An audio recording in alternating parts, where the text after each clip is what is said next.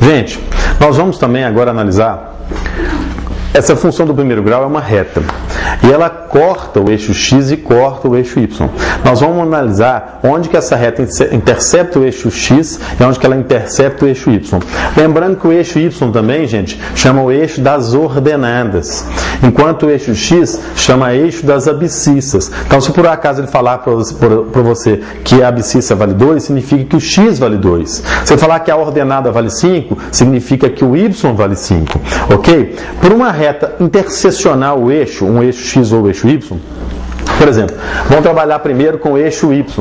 Para uma reta intersecionar o eixo y, gente, esse ponto aqui, ó, é um ponto que está em cima do eixo y. Portanto, a projeção dele no eixo x é igual a zero. Então, se a reta corta o eixo y, é óbvio, ululante, que o x tem que ser igual a zero.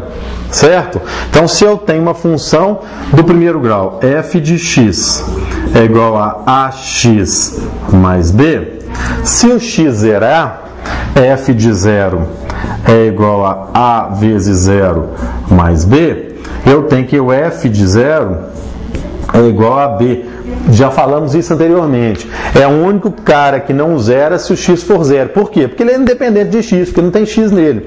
Então, a reta sempre vai cortar o eixo y no ponto B, ou seja, no par ordenado 0 e b, onde o x vale 0, enquanto o y vale b. Agora passamos aqui para a interseção no eixo x. Para uma reta como essa, intersecionar o eixo x, aqui nesse ponto aqui, quem tem que ser zero agora, gente, tá? Não é mais o x. Para o ponto estar em cima do x, o y é que tem que ser zero. Então, o y tem que ser zero.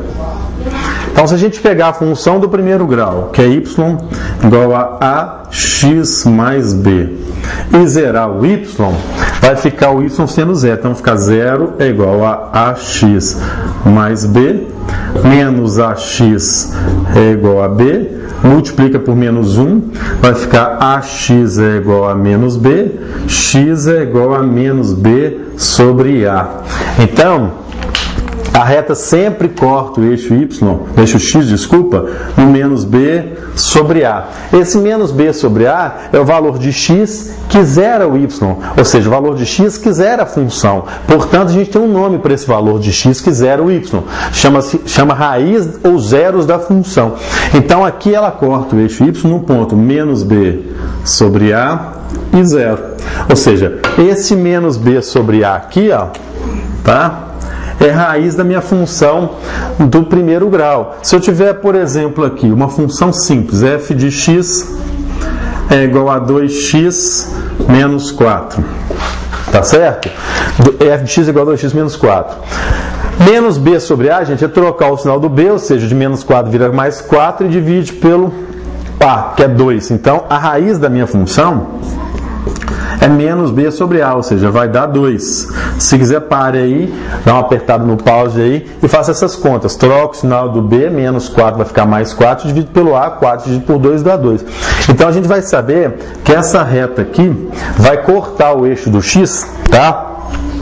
No valor 2, que é o menos b sobre a. Enquanto vai cortar o eixo y no b, que é no menos 4. Então, ela vai cortar aqui no menos 4.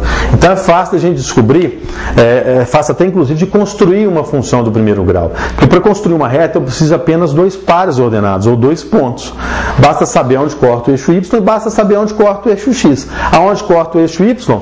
Corta o eixo y no b. Aonde corta o eixo x? No menos b sobre a. Então, se você tem a raiz da sua função, que é o menos b sobre a, e tem o valor do b, você consegue entender e marcar os pontos que cortam os eixos x e y. Portanto, você pode traçar a sua reta com bastante facilidade.